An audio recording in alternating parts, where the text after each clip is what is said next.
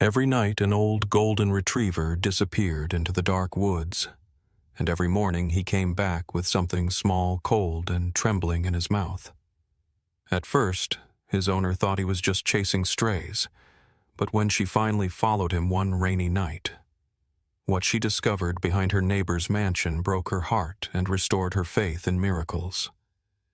If you've ever believed that angels walk among us sometimes on four legs, this story will speak to your soul. The village of Willow Grove, nestled quietly in the rolling hills of Vermont, had begun to turn gold. The first kiss of autumn painted the maple trees with soft hues of amber and flame. Leaves floated gently to the ground, creating a carpet that crunched lightly underfoot. A breeze carried the scent of wood smoke and apples, mingling with the earthy musk of the season's first rain. The mornings had grown cooler, and the sun dipped below the horizon a little earlier each day, as if nature itself was slowly curling inward to rest.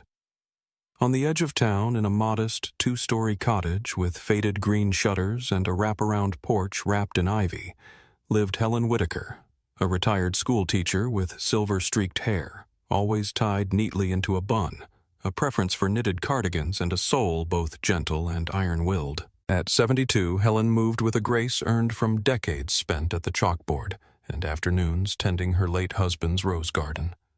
Her voice was soft, often carrying the warmth of stories long tucked away, but her gaze remained sharp and unwavering. A woman who had loved deeply, lost deeply, and now cherished the stillness of everyday kindness. Her companion of the last 7 years was Charlie, a 10-year-old golden retriever with honey-colored fur and warm eyes the shade of toasted chestnuts.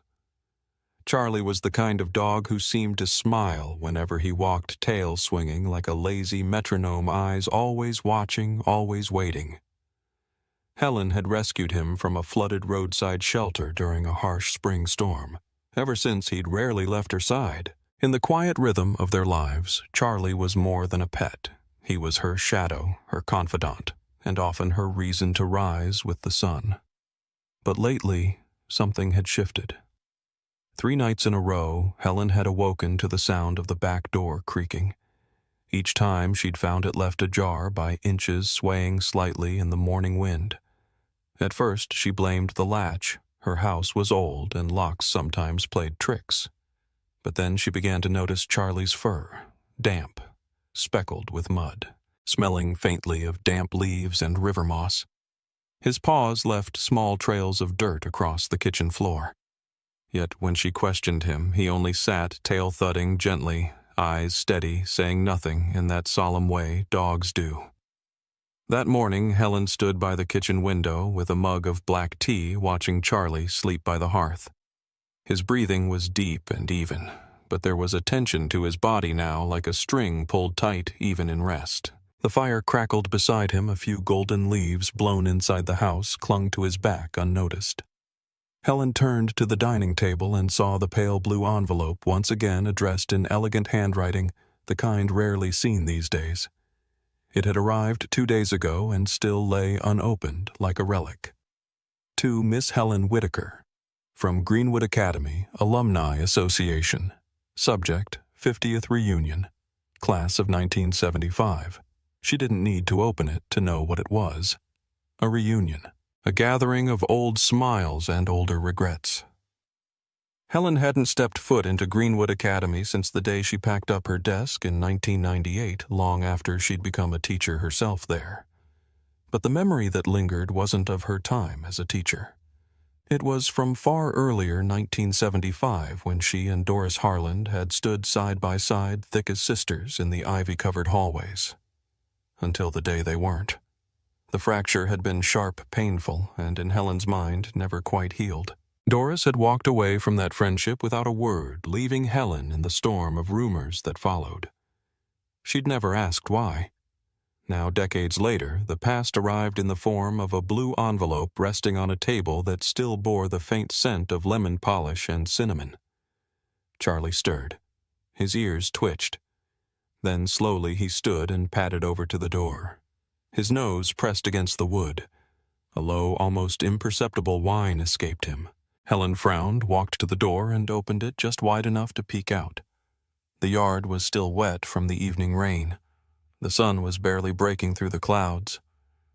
Charlie nudged past her, trotting into the backyard with a strange urgency. She called after him, but he didn't stop. Instead, he darted toward the hedgerow near the forest line, tail high, eyes alert. By the time Helen pulled on her coat and rubber boots and followed, Charlie had vanished. She walked the perimeter of the backyard, calling his name. Her boots sank slightly into the wet earth.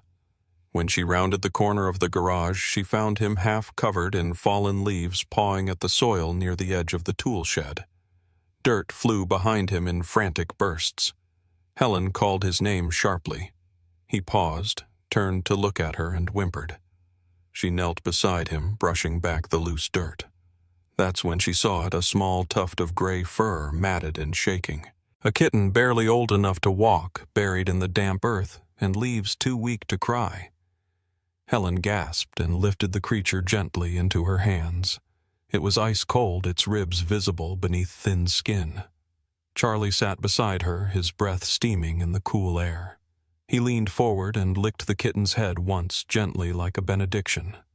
Helen rose quickly, clutching the kitten to her chest. Inside, she wrapped it in one of her husband's old flannel shirts and set it by the fire. Charlie lay beside it, eyes alert. As Helen warmed some milk in a dropper, her heart pounded with questions. Why had Charlie found the kitten? And how did he know it was there? And more importantly, was this the first, or just the first, she had seen? The next evening in Willow Grove was wrapped in a misty calm. A light drizzle had fallen earlier in the afternoon, and now a low fog settled across the fields like a woolen blanket. Street lamps glowed amber through the haze, casting long, blurred shadows on the cobbled streets. From her window, Helen watched droplets collect and roll down the pane, her hand resting on the sill fingers, absent-mindedly tracing the glass. In the corner of the living room, Charlie lay curled tightly around the kitten they'd found the day before, which now slept inside a shallow basket lined with towels and the scent of firewood and warmth. Helen had named her Misty after the weather in which she'd been saved. The little creature had survived the night, though barely, and still needed to be fed with a dropper every 3 hours. Charlie had not left her side. Helen hadn't told anyone yet. Not the neighbors, not the vet, not the local animal shelter. A part of her felt strangely protective, as if the discovery of Misty had uncovered more than just a kitten. It had stirred something long dormant in her. A need to act, a sense of unfinished purpose. That afternoon, she'd finally opened the envelope from Greenwood Academy. As she expected, it was a formal invitation to the 50th class reunion with a printed list of confirmed guests on fine cream-colored paper. She skimmed the names, some unfamiliar, others stirring vague memories. Then she saw it Doris Harland. The name hit her like a cold wind. Doris had once been the light in Helen's teenage years, tall, spirited, with wild auburn curls, and a laugh that drew people like bees to blossoms. They had been inseparable until that one winter night, when a cruel misunderstanding, made worse by whispers and pride, tore them apart. Doris had left town soon after. There had been no phone calls, no letters. Helen had often wondered if she had simply vanished on purpose. Now, all these years later, the possibility of seeing her again brought a mix of dread and longing Helen couldn't fully untangle. Charlie lifted his head, ears perked. He stood suddenly, his body tense. Then, without sound, he padded to the door. Helen watched, something uneasy stirring in her chest. She set down her teacup and followed as Charlie pushed his nose against the wood. "You're not doing this again?" she murmured, reaching for her raincoat. The fog outside had thickened. "Not without me." She followed him through the backyard, past the garden, past the old swing that still creaked faintly even when no wind blew. Charlie moved with purpose, head low, tail straight. His paws barely made a sound on the wet grass. Helen gripped a flashlight, its yellow beam cutting through the fog like a small sun. Charlie led her down the narrow trail that curved along the border of the property, where the tall pines stood in a silent row like sentinels.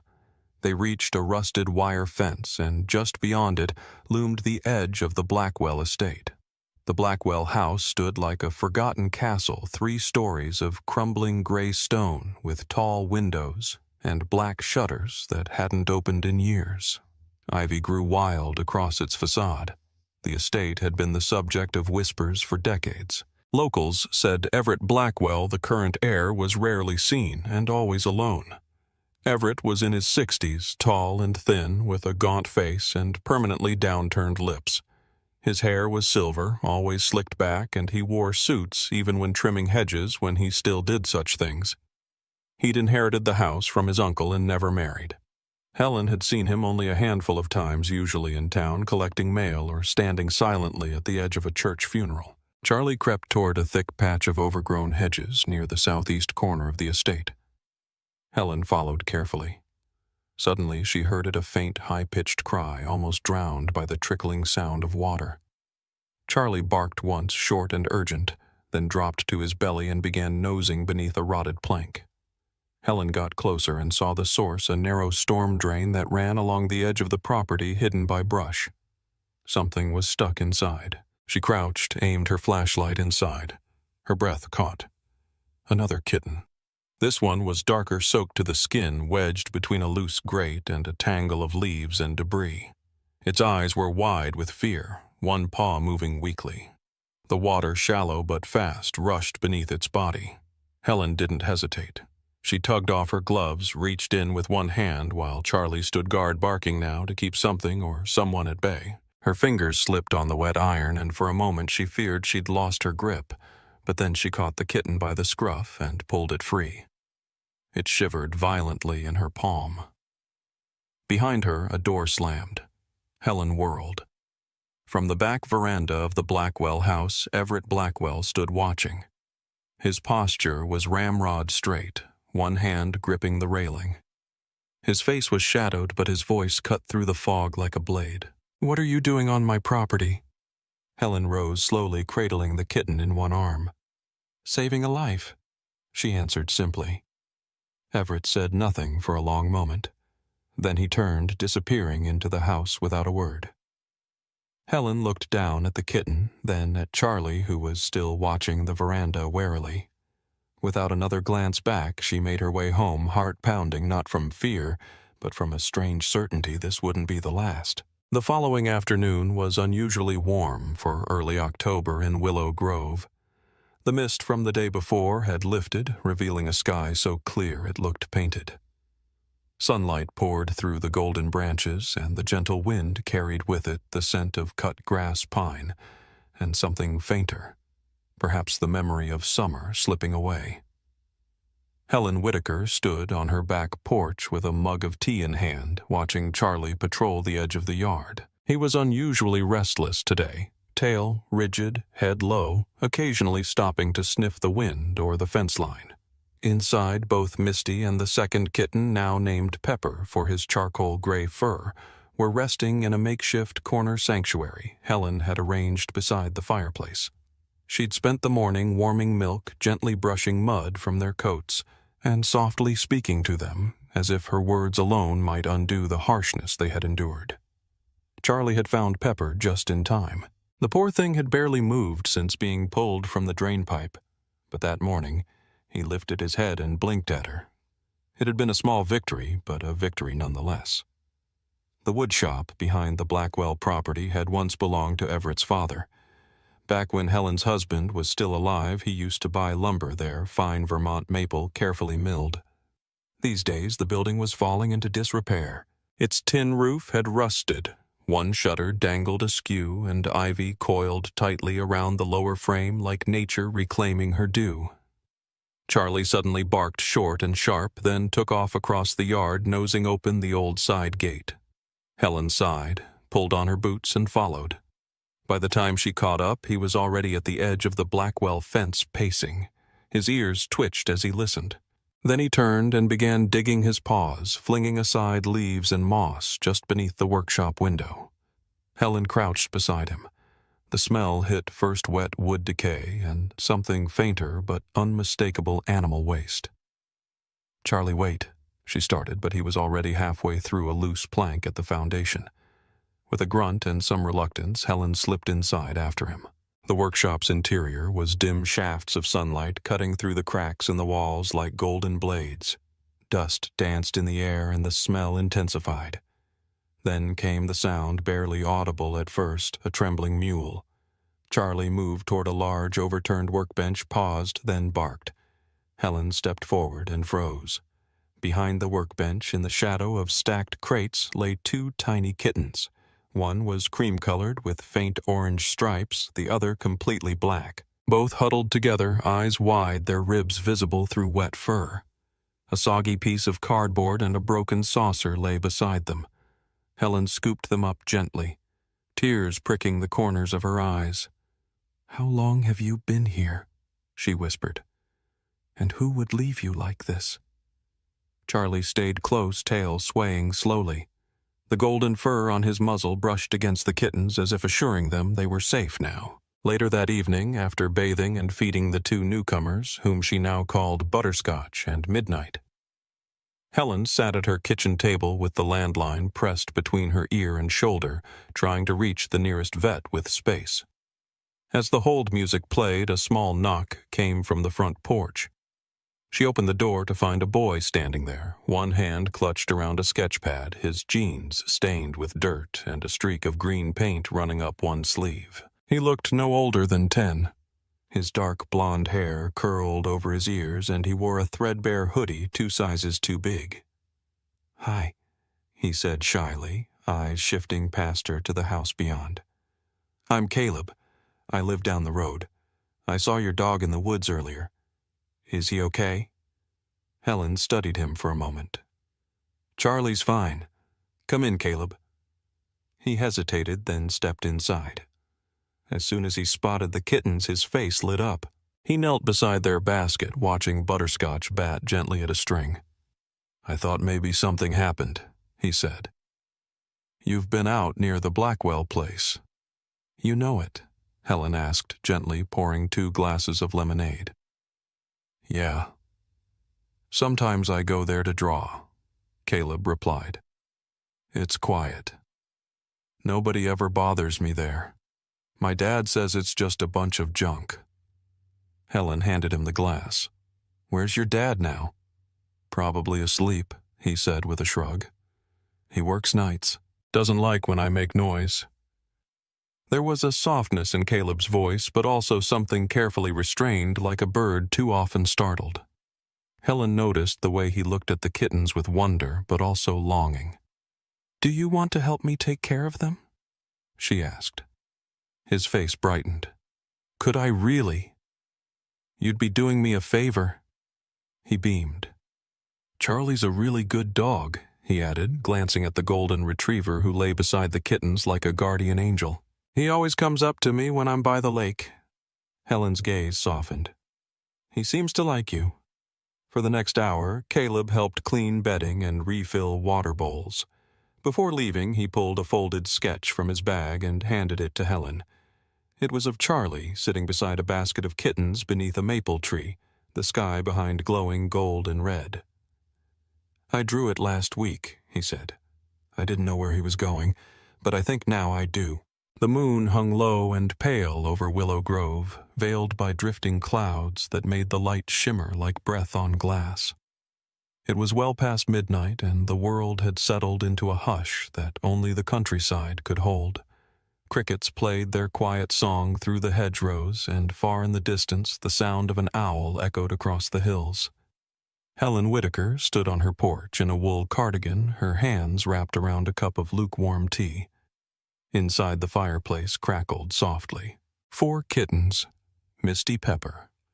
Butterscotch and Midnight were curled in warm nests along the hearth, their tiny bodies rising and falling in rhythmic sleep. Charlie lay beside them, ever watchful, his head rising slightly every time the wind shifted. Helen felt a growing unease that she couldn't quite explain. It wasn't just the cats, or the odd disappearances, or even the cold gaze of Everett Blackwell when she'd locked eyes with him across his decaying veranda. It was something deeper, an ache she couldn't name, Something had awakened in her life again, purpose, perhaps, or sorrow. Charlie suddenly stood, his body stiffened, ears swiveling toward the east fence. He padded silently to the back door and whined once. Helen didn't need more prompting. She slipped on her boots, grabbed her flashlight, and followed. They crossed the yard quickly. The frost-tipped grass crunched beneath her feet. Charlie moved with certainty, his golden fur almost glowing in the moonlight. They passed the edge of her property and crept along the wooded path that bordered the Blackwell estate. The trail narrowed there, lined with tall cedar and birch trees that swayed gently in the night breeze. Up ahead, Charlie stopped.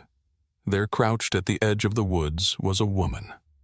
She wore a long wool coat over a house dress, and her hands were trembling as she adjusted a box at her feet. Helen flicked off her flashlight and stepped closer, her heart tightening. The box moved just barely. Then a faint mew echoed in the stillness. The woman stiffened as Charlie barked once. She turned sharply, startled. Helen recognized her immediately, Maribel. Maribel Cortez was in her early 50s, with dark hair streaked with gray, and kind, weary eyes that had once smiled easily but now carried shadows. She was short and slightly hunched, the curve in her shoulders, not from age but from years of carrying burdens, silently. She had worked for Everett Blackwell since her 20s, caring for the estate after his uncle died. People in town rarely spoke of her, mostly because they rarely saw her. "Mrs. Whitaker." Maribel's voice was thin, barely louder than the rustle of leaves. Helen stepped closer. "What are you doing out here?" Maribel looked down at the box. A small paw slipped over the edge, then fell back. I was trying to do the right thing," she whispered. Helen knelt, peered inside. 3 kittens no older than a few weeks blinked up at her with crusted eyes. One mewed pitifully. "I couldn't do it," Maribel said. Her words cracked as tears spilled over her cheeks. "He told me to drown them. Said they were unsuitable, not show-worthy. He doesn't want them to grow and make a mess." Helen felt her stomach twist. "He breeds them?" she asked quietly. Maribel nodded. "Pedigree. For wealthy buyers out of state. He keeps the perfect ones. The others, he makes me get rid of." She lowered her head as shame rippled through her voice. "I used to try to take them to shelters, but he checks. He always checks. If he finds out I didn't, he said he'd fire me. I've worked there my whole life. I have no savings, nowhere else to go." Charlie nudged her gently as if trying to comfort her. "I couldn't do it tonight," she went on. "I told myself I'd leave them here. Maybe a fox would find them, or someone like you." Her hands trembled. "I'm sorry." Helen said nothing for a moment. Then she reached down, picked up the box, and held it against her chest. The kittens barely stirred. "Then we don't leave them," she said. "Come on." They walked back in silence. Once inside, Helen set the box beside the fire. Maribel stood awkwardly by the door, her hands twisting her coat buttons. Helen handed her a towel. "You can help me clean them," she said simply. For the next hour, the 2 women worked in quiet focus, warming the kittens, feeding them with drops of milk, wiping dirt from their matted fur. Charlie stayed nearby, occasionally resting his nose gently beside the box. When they finished, Maribel looked over the sleeping pile and whispered, "Their mother died last week. Complications." Helen didn't ask for more. As Maribel stood to leave, Helen asked, "Why not leave him?" "Report him." Maribel shook her head slowly. "I wouldn't win. He has friends. Influence. And I'm nobody." Helen looked at her steadily. "You are someone to them," she said, motioning to the sleeping kittens. Maribel paused at the door. If you need to know more, come by when he's out. Fridays late afternoon, he goes into town to drink with the lawyer." Helen nodded. Then the door closed and Maribel vanished into the night. The house was silent once more. Helen returned to the fire, sat beside Charlie. She stared at the kittens, now 7 in total. They breathed gently in sleep, unaware of the cruelty they had narrowly escaped. She didn't know what she would do next, but she knew she wouldn't do nothing. Friday arrived with a chill that clung to the bones. The sky over Willow Grove was a washed-out gray, as if the world itself were holding its breath. Helen Whitaker stood in her mudroom lacing up her boots with hands that trembled only slightly. Beside her, Charlie waited, tail-still gaze, focused. He seemed to know something was different about today. The air inside the house had grown heavy. There were now 10 kittens sleeping quietly in baskets and blankets across the living room, and Helen had made a chart just to remember their names. Misty, Pepper, Butterscotch, Midnight. The 3 Maribel had nearly abandoned, and 2 more that Charlie had led her to just that morning both found mewling behind the trash bins near the post office. Their fur was patchy and eyes glassy, but they were alive, just barely. She wrapped a scarf around her neck, tucked a flashlight into her coat, and slipped a folded notepad into her purse. At exactly 3:55 p.m., she met Maribel by the hedgerow behind the Blackwell estate.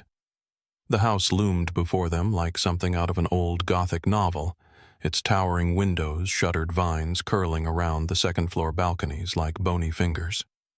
The grounds were silent, save for the soft caw of a crow in the pine above. "He left 10 minutes ago," Maribel whispered. "Same as always. He'll be in town at Delaney's drinking gin until sundown." Maribel wore the same coat from before, her hair tucked under a knitted hat. Her expression was taut, her lips pressed into a line that trembled at the edges. "I don't have long." Helen nodded. Charlie followed closely behind them as Maribel led them through the side garden, past the cracked fountain shaped like a lion's head, and toward the rear door beneath the kitchen window. She unlocked it with a trembling key, then gestured Helen and the dog inside. The house smelled of cedar and something fainter, disinfectant and bleach. The air was cold. Everything was quiet, too quiet, like the silence had been curated. Maribel paused at a door just off the hallway near the old servant's pantry. "He always keeps this locked," she said, pulling a key from her pocket. "I've only been down twice. He said never to speak of it." The door creaked open. The stairs were narrow, wooden, and steep. Helen descended slowly, one hand on the rail, the other gripping her flashlight. Charlie padded behind her paws, silent against the old planks. The basement smelled worse than she expected, mussed mildew and something sharp and sickly sweet. The light from above dimmed until only Helen's flashlight cut through the gloom. At the bottom, the space opened into a long, low-ceilinged room, lined with old shelving and faded furniture covered in white sheets. But what caught Helen's eye was the row of metal cages against the far wall. 6 kittens. They huddled in separate cages too small to share space. One let out a hoarse cry as she approached. Another didn't move at all. There was a large porcelain tub in the center of the room, beside it neatly folded towels, and a small brown bottle half filled with pale liquid. A label read phenobarbital, a heavy sedative used in both medicine and euthanasia. Helen's stomach churned. She turned to Maribel, whose face had gone pale. He was going to kill them. Maribel nodded, voice shaking. He said it's cleaner, easier. No one asks questions if they don't know to look. Helen moved quickly, opening cage doors, lifting trembling bodies, and placing them in the woven carrier bag she'd brought.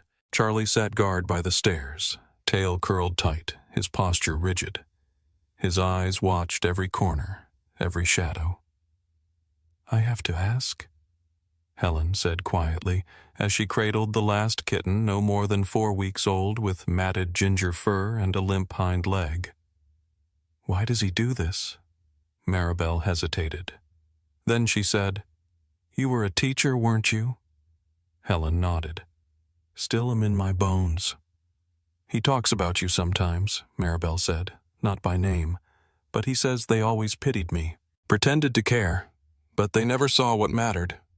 Helen froze. She looked back toward the stairs where dim light spilled through the slats.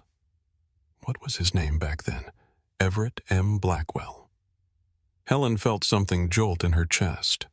She remembered him now. Not clearly at first, just a thin boy with hollow cheeks and dark eyes that never looked up. Everett had been in her 4th grade class during her first year teaching at Greenwood Elementary. His father was a banker stern and always neatly dressed, who never came to school events but always made time to complain about his son's grades. Everett had struggled brilliant in abstract thought but terrified of failure. He once cried when he couldn't draw a straight line on an art assignment. Helen had gently encouraged him, but the next day he came in with a black eye and refused to speak. She'd reported it, but nothing had come of it. Back then, things were different. The system was slower and quieter. "I thought he moved away," she murmured. "He stayed," Maribel said. "Grew cold, grew careful. He doesn't trust love or mercy, he only trusts control." Helen nodded, blinking hard. She looked at the 6 tiny lives now bundled into the bag at her feet. "Then we take back what he never learned." As they climbed the stairs, Helen paused. "I'll come back," she said. "This isn't over." Maribel gripped her wrist. "Be careful. He always knows more than he lets on."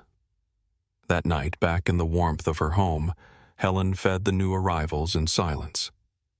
Charlie watched closely, resting his chin on the edge of the basket tail, thumping once every few seconds. She ran her fingers gently over the ginger kitten's fragile spine. "Your name," she whispered, "is Ember." A flicker of hope. A spark that survives the cold. The morning after their return from Everett's basement, Willow Grove shimmered beneath a veil of early frost. The sun had barely risen, casting long beams of light between the golden trees, and the world seemed hushed, as though waiting for something to break the stillness. Helen Whitaker stood on the porch, a steaming mug of tea in her hands, watching Charlie sniff the perimeter of the yard. His movements were focused, deliberate. He paused by the east fence, ears twitching before bounding toward the old well near the garden shed. Helen narrowed her eyes. The well hadn't been used in years. Its stonework mostly intact, but the wooden cover warped by seasons of rain and snow. As Helen approached, she heard the sound, high-pitched, frantic, unmistakably feline. She set down her mug and broke into a jog. Charlie was already circling the well, barking short and low. Helen knelt beside it, peering into the dark. About 5 feet down, caught in a tangled mess of leaves and spider webs, was a tiny kitten, barely old enough to open its eyes, its ginger fur slick with dew. It mewed hoarsely, front paws scrambling against the stone. "Charlie, stay," she murmured, pulling her phone from her coat pocket. But she wasn't calling for help. She was calling Caleb.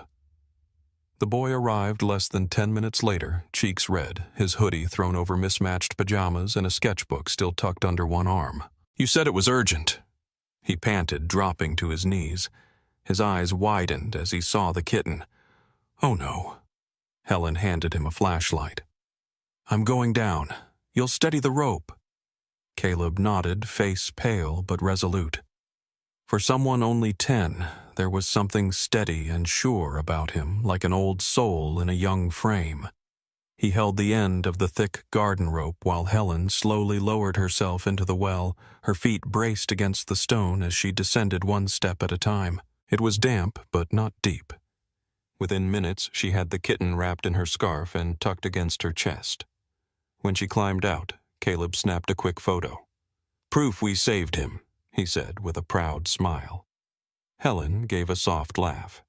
"You're becoming quite the documentarian." He shrugged. "Sometimes I post stuff. Art, mostly. Maybe. This one, too." She nodded. "Go ahead. Just be thoughtful." Later that day, as the kitten now named Rusty slept curled against Charlie's tail, Helen's phone buzzed again. Caleb had sent her a link. "Local hero pup saves kitten from old well." The video, only 37 seconds long, showed Helen climbing from the well, the kitten in her arms, and Charlie wagging his tail like a furry knight in golden armor. The caption read, "Rescue dog. Charlie strikes again. Willow Grove. Our kindness matters." By noon, it had over 4,000 views. By dinner, it had passed 10,000. Helen had never gone viral before. The comments were filled with prayers, heart emojis, and people asking if they could donate. Someone tagged a local animal welfare group. A woman in Georgia offered to adopt the kitten. A veterinarian from Boston offered free exams for all animals in Helen's care. And just like that, the quiet work of saving one life at a time had caught fire. That evening, as Helen settled in by the fire with Charlie at her feet and Rusty purring in her lap, the phone rang. She didn't recognize the number, but answered anyway. "Hello, Helen." The voice was softer than she remembered, but carried the same distinct cadence like a breeze brushing through dry leaves. "Doris," Helen whispered. There was a pause. Then I saw the video. "Caleb's post. I wasn't sure it was really you until I saw the dog. That same stubborn kind dog I saw you walking back in June. I thought maybe it couldn't be." Helen smiled, though her throat tightened. "It's me." They were quiet for a long moment. Then Doris said, "I never wrote. I should have. After, you know." "I should have spoken up," Helen replied. "I saw what they did. I saw how it hurt you. And I stayed silent." Doris exhaled slowly. "We were kids. But that silence, it stayed with me." "Mine too," Helen said, her voice barely audible. "That's why I do this. The kittens, the rescues. It feels like a small way to make peace with the parts of myself I ignored." "You've always had a big heart," Doris said, "even when you were quiet. I'm glad the world is seeing it now." Helen blinked back tears. "I wish it hadn't taken me so long." "It doesn't matter," Doris replied gently. "You showed up. And that's everything." They talked for nearly an hour about Greenwood, about their parents, about the long bridge of years that neither had crossed until now. As the call ended, Helen felt something loosen inside her. Not grief. Not regret, just a quiet, warm kind of release. That night, as Charlie stood guard by the fire and the kittens snuggled together in a nest of old sweaters and fleece, Helen scrolled through Caleb's video again. The final frame showed her cradling the kitten, eyes closed, Charlie's tail mid-wag behind her. Hope had a face now, and it was theirs.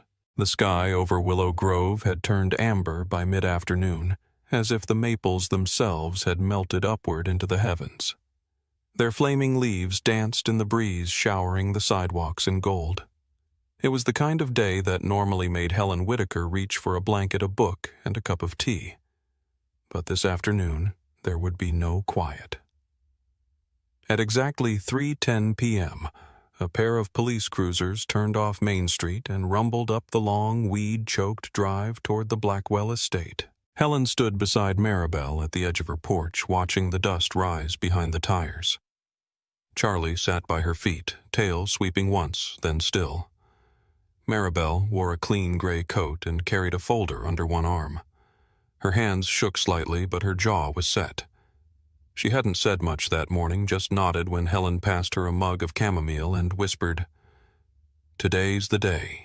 The officers exited their vehicles in synchronized steps, their navy uniforms sharp against the faded backdrop of the Blackwell mansion. Leading them was Detective Lyle Morgan, a tall man in his early 40s, broad-shouldered with a thick mustache and dark eyes that didn't blink much. He had the quiet intensity of someone who'd spent years sifting truth from silence. His sleeves were rolled to his elbows and a notepad was already in his left hand. Lyle had grown up in Bennington, a few towns over, and returned to Vermont after a decade with the Boston PD. He was known for being fair, methodical, and remarkably unshakable except around cats, which he was mildly allergic to. "We've got enough for probable cause," he said to Helen as he approached the porch. "Caleb's footage, your statement, the veterinarian's report. Maribel's testimony seals it." Helen nodded. Maribel clutched the folder tighter.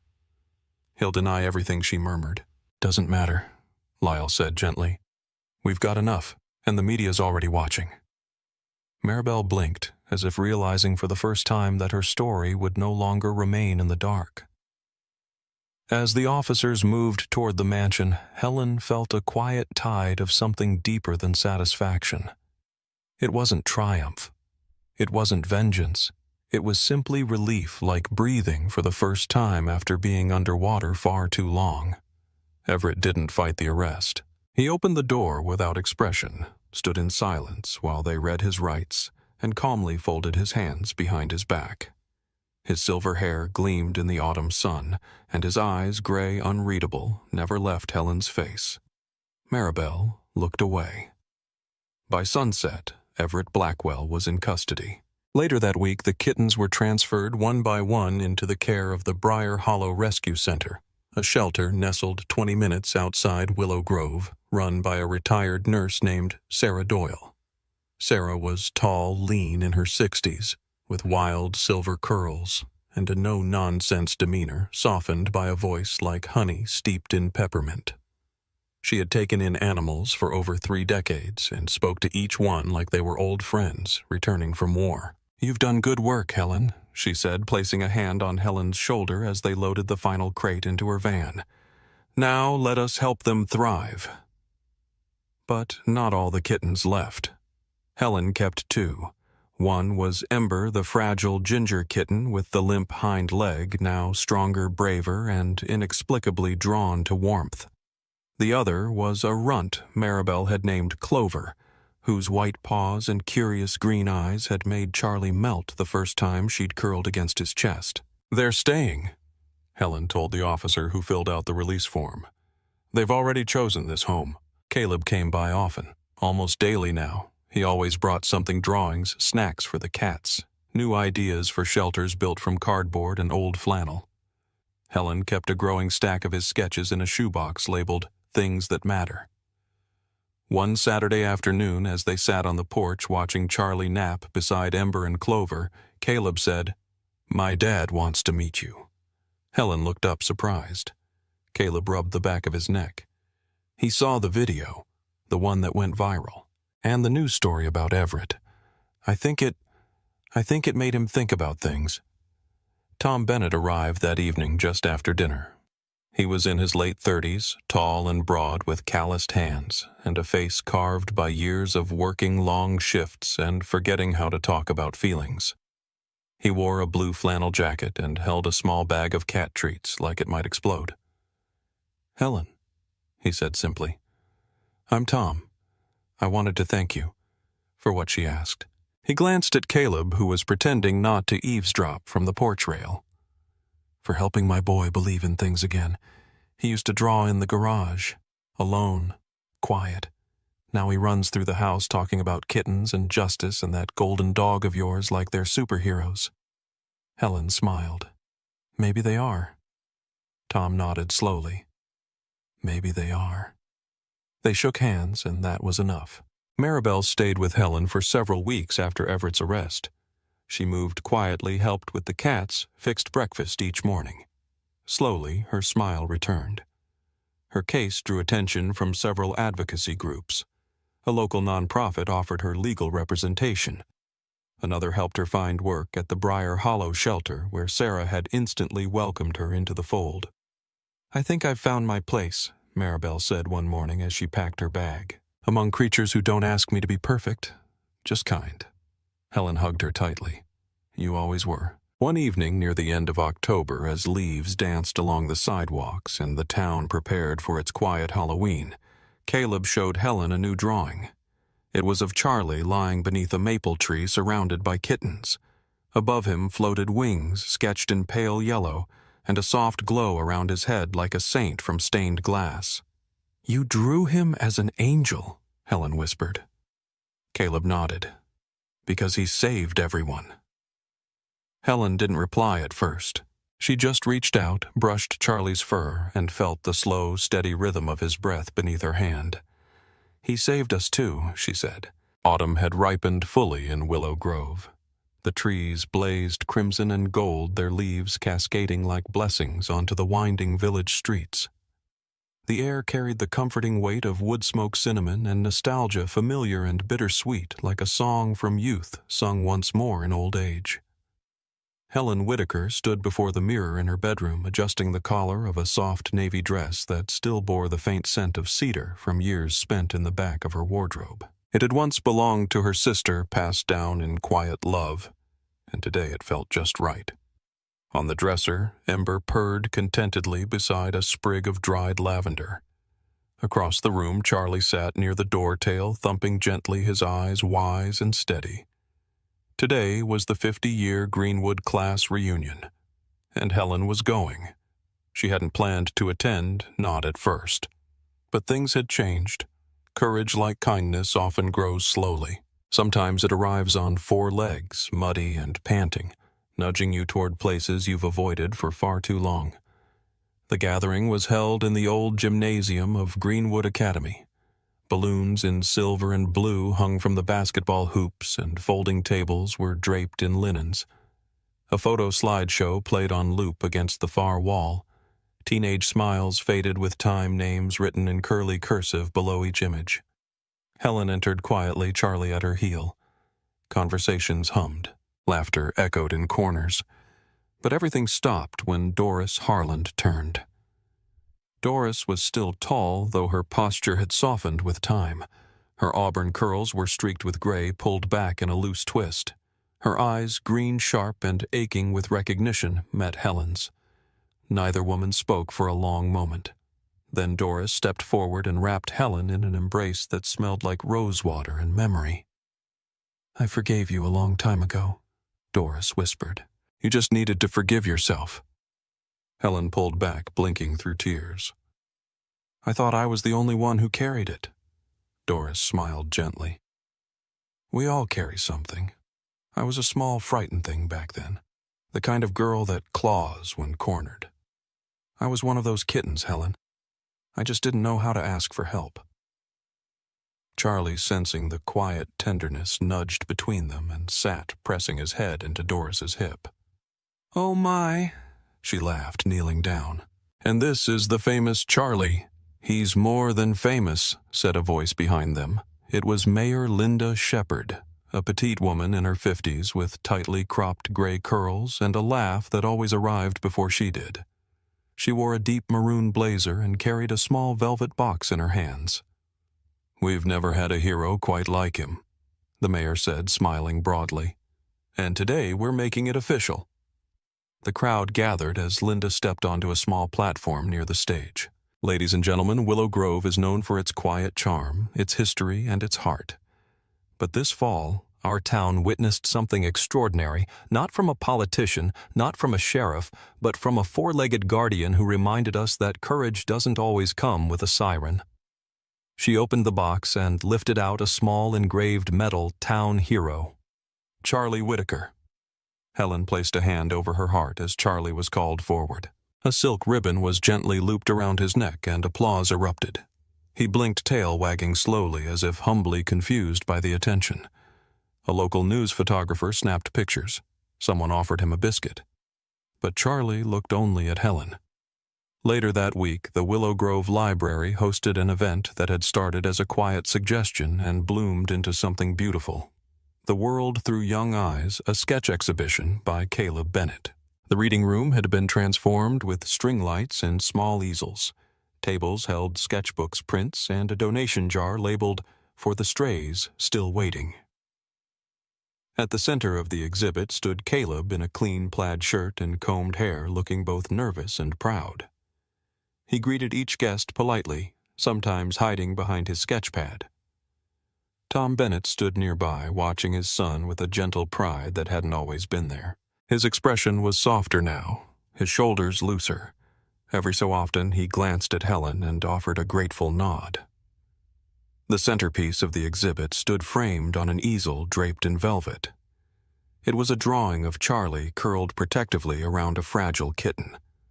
Wings extended softly from his shoulders, not flamboyant, just subtle, luminous outlines. A single word was written below in Caleb's neat block print Hope. It wasn't just the name of the kitten anymore. It had become something else entirely. Helen stood silently in front of it, Charlie at her side, Ember curled around his paw. Clover batting softly at a leaf that had blown in through the open door.